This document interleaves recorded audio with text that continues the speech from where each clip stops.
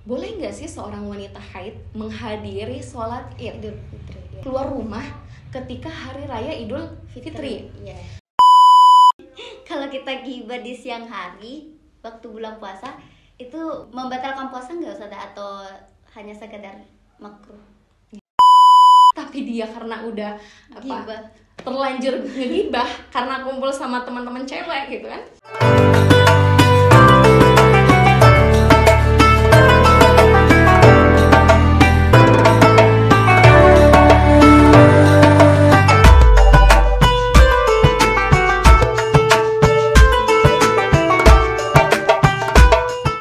Masih seputar haid di bulan Ramadan, Ustazah, kalau misal kita kan karena haid itu di akhir Ramadan, terus kita sebagai wanita mau ngejar 10 malam terakhir nih, itu bisa nggak sih kita itikaf atau ikut juga di masjid gitu? Statusnya dia haid atau Haid, bagaimana? wanita haid. Kalau wanita haid tidak dibolehkan i'tikaf karena al-mukts fil masjid itu haramun lil haidi. Berbeda kasusnya ketika bagaimana sih perempuan dalam i'tikaf. Boleh saja.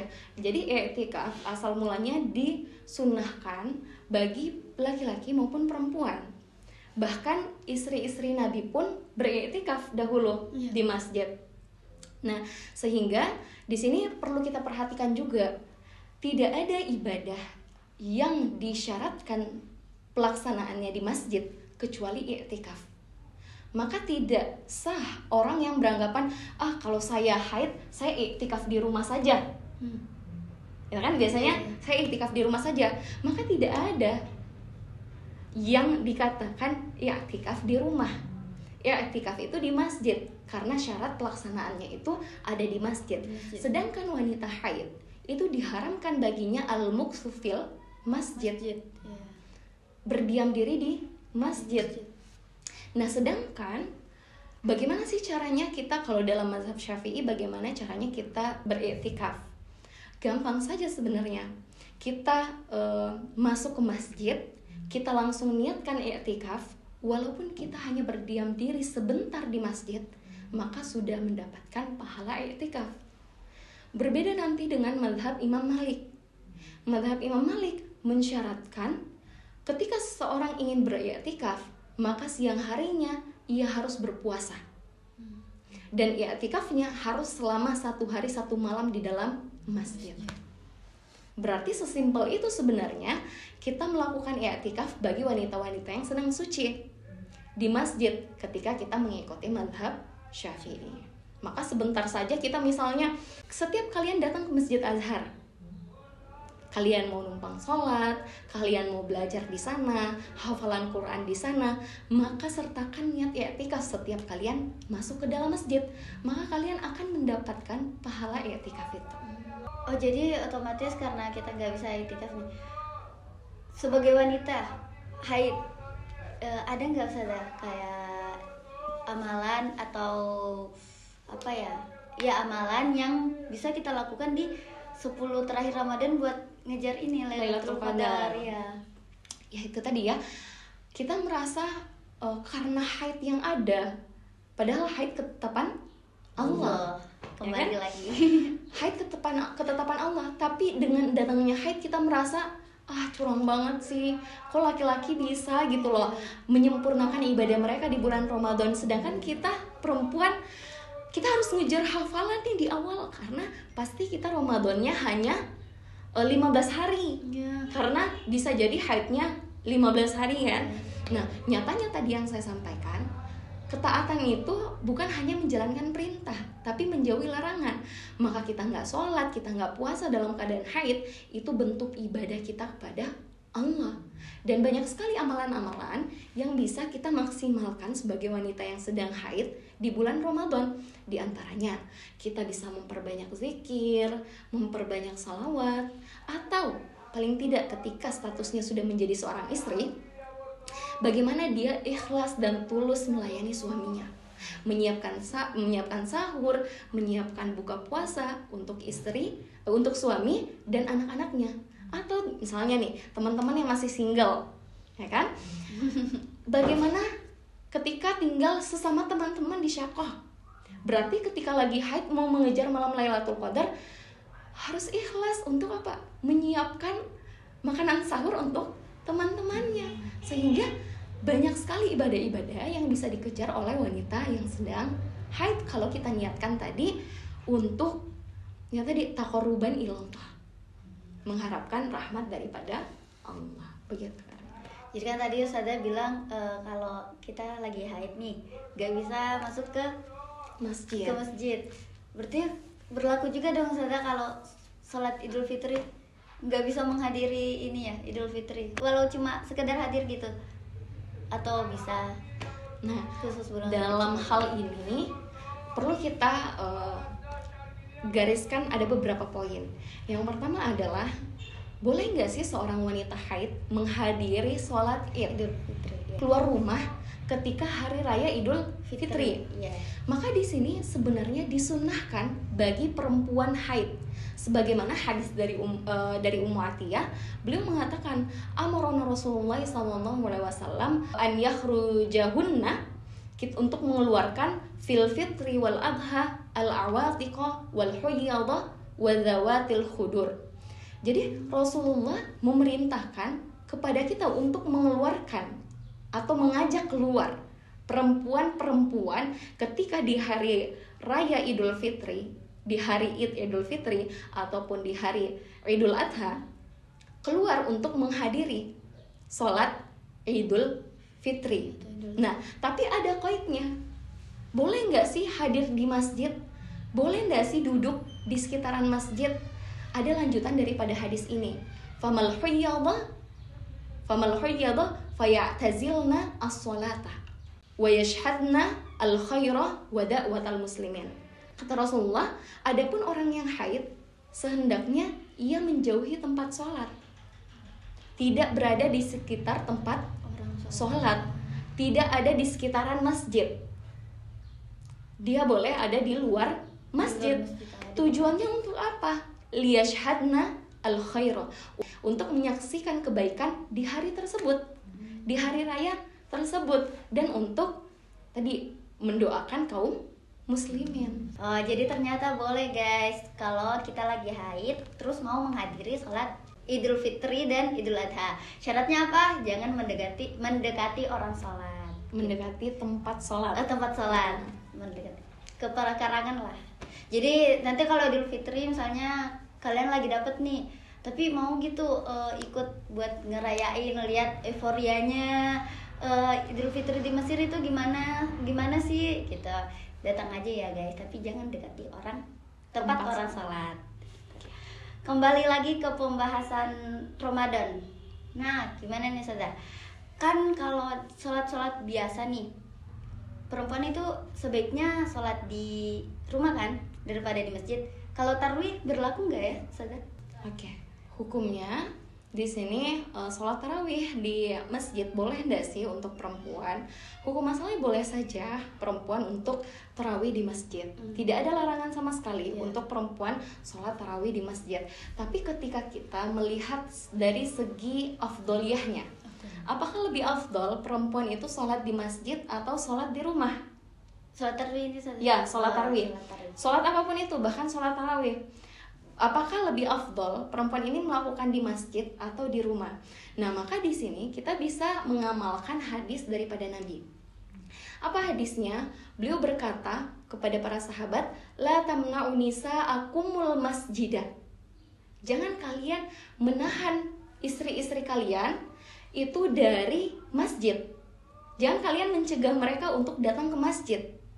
Ada lanjutannya, wa buyutuhunna khairul lahunna. Akan tapi rumah mereka itu lebih baik bagi mereka, lebih baik bagi perempuan, sehingga hukum perempuan tarawih di masjid boleh saja. Akan tapi apakah lebih afdol sholat di masjid atau sholat di rumah? Nyatanya afdolnya lebih baik di rumah. Apa hikmahnya? Kenapa lebih afdol rumah untuk perempuan? Karena ulama menyebutkan untuk lil amni minal fitnah, untuk mencegah daripada fitnah. Karena terlebih setelah banyaknya perempuan-perempuan yang keluar dalam keadaan bertabaruj, keluar dengan keadaan bersolek, berparfum yang bisa mendatangkan fitnah. Sehingga kalau dilihat dari segi afdoliyahnya, maka lebih afdol di rumah. Tapi dari segi kebolehannya, boleh saja perempuan untuk melakukan sholat tarawih di masjid. Gitu. Terus ini ada pertanyaan nih saudara, ini keresahan wanita-wanita juga. Jadi kan apa ya, wanita itu sering banget nih dikasih cap bilang tukang gibah kita. Mengenai persoalan gibah nih, kalau kita gibah di siang hari waktu bulan puasa itu membatalkan puasa nggak Ustazah, atau hanya sekedar makruh? Ya. Jadi pemahaman seperti ini itu memang sangat banyak tersebar di kalangan wanita. Karena apa? Karena kesalahpahaman memahami hadis. Hadisnya apa? Khamsun yuftirna shaim.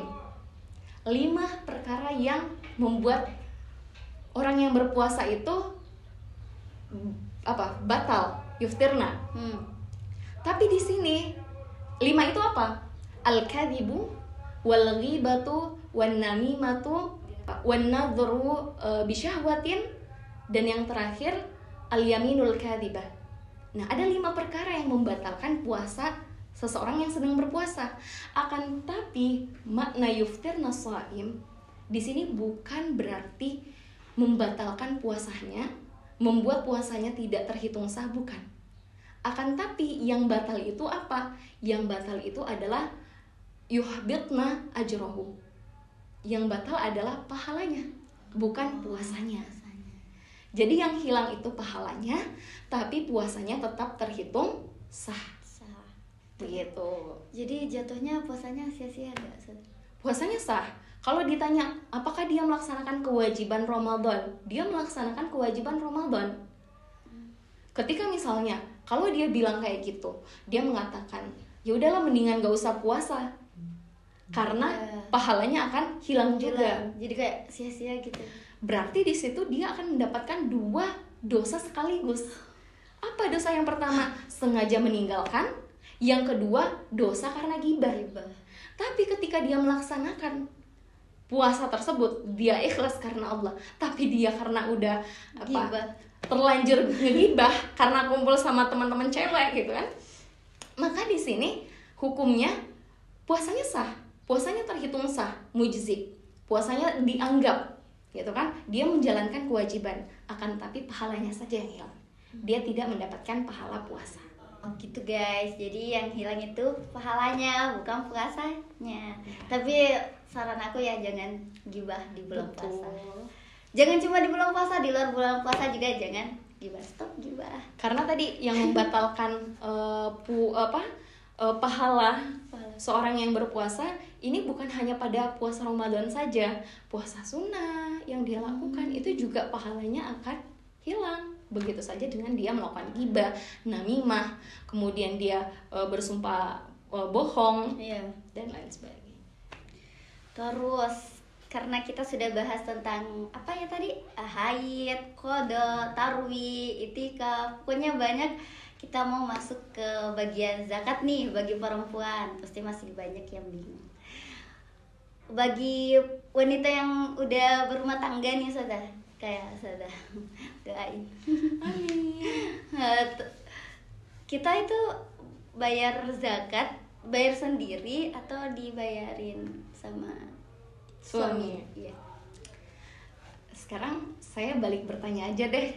Sekarang bayar zakatnya sendiri atau ada yang bayarin? Dibayarin. Nggak bayar sendiri, minta sama orang tua. Betul. Nah, maka di sini kita bisa melihat zakat seorang istri itu adalah tanggung jawab suami.